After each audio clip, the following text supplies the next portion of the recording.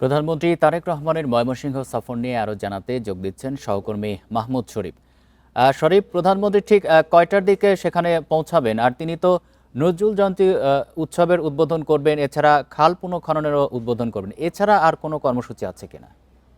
দেখুন, প্রধানমন্ত্রী তারেক রহমানের আজকের যে ময়মনসিংহের সফরসূচি রয়েছে সেই হিসেবে তার বেলা 12:30 নাগাদ এই ত্রিশালে পৌঁছানোর কথা ছিল, কিন্তু প্রধানমন্ত্রীর যে তেজগাঁওয়ের কার্যালয় রয়েছে সেখানে ইলেকট্রিক কার্ডের একটি প্রদর্শনী এবং সংশ্লিষ্ট তাদের যারা আছেন তাদের সাথে মত বিনিময়ের কারণে তার ময়মনসিংহে যে সেই আসার যে সফরসূচি সেটি কিছুটা পরিবর্তন হয়েছে। রেইনবো অ্যাক্রোপ্লাস্টে অ্যাক্রিলিক এমালশন থাকায় মুছে ফেলা যায় যে কোনো দাগ সহজেই। Rainbow Paints.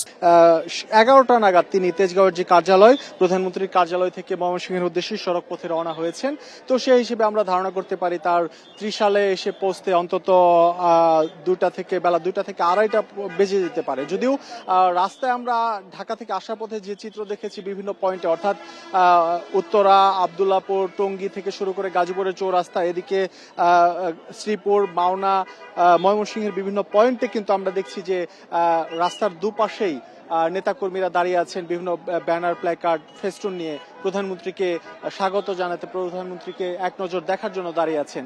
আমরা এর আগে দেখেছি প্রধানমন্ত্রী তারেক রহমান যেখানে যান সেখানে সড়ক পথে গেলে সড়কে যারা অবস্থান করেন, দাঁড়িয়ে থাকেন, গাড়ি কিছুটা গতি কমিয়ে সবার সাথে গাড়ির ভেতরে থেকেই কিছুটা কুশল বিনিময় করেন। হয়তো সে কারণে গাড়ি গতি কিছুটা কমে তার যে নির্ধারিত সময় সেই সময় থেকে কিছুটা বিলম্বে এসে পৌঁছতে হয় তার যে কর্মসূচি রয়েছে।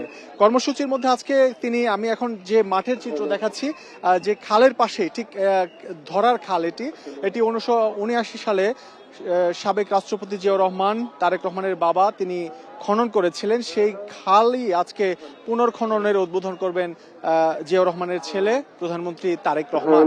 এরই মধ্যে সব প্রস্তুতি সম্পন্ন করা হয়েছে। খাল খনন শেষে তিনি এখানেই পাশে একটি মঞ্চ করা হয়েছে, এখানে উপস্থিত জনতা, নেতাকর্মীদের উদ্দেশ্যে বক্তব্য রাখবেন।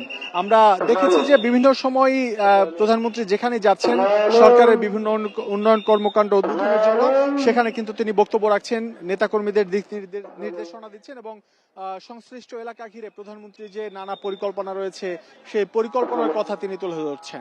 আমরা সেই হিসেবে ধারণা করতে পারি আজকেও তিনি এখানে বক্তব্য দেবেন এবং বক্তব্যে এই ময়মনসিংহ সহ আশপাশের জেলা নিয়ে তার পরিকল্পনা তুলে ধরবেন এবং নেতাকর্মীদের দিক নির্দেশনা দেবেন। এরপরে আমরা জানি আজকে নজরুল জন্ম জয়ন্তীর একটি অনুষ্ঠানের 3 দিনব্যাপী অনুষ্ঠানের উদ্বোধনী অনুষ্ঠানে যাবেন, সেটি আসলে বিকেল হয়ে যাবে। সেখানে যাবার পর আজকে আবার আরেকটি কর্মসূচি রয়েছে, সেই অনুষ্ঠান শেষে সেটি হচ্ছে ময়মনসিংহ সহ আশপাশের জেলার বিএনপির যারা নেতা আছেন তাদের সাথে, দলীয় নেতা যারা আছেন তাদের সাথে মত বিনিময় করবেন এবং এই মত বিনিময়ের যে ধারাবাহিকতা এটি কিন্তু প্রতিটি সফরে তিনি করে থাকেন। স্থানীয় যারা নেতা আছেন সবার সাথে সংশ্লিষ্ট এলাকার নানা সমস্যা নিয়ে কথা বলে থাকেন এবং নেতাকর্মীদেরকে দলের বিভিন্ন বিষয় নিয়ে তিনি দিক নির্দেশনা দিয়ে থাকেন। সবকিছু মিলিয়ে সড়ক পথে প্রধানমন্ত্রী তারেক রহমান ঢাকা থেকে এখন ত্রিশালের পথে আজকে 3টি কর্মসূচিতে অংশ নেবার পর সড়ক পথে তিনি আজ ঢাকায় ফিরে যাবেন।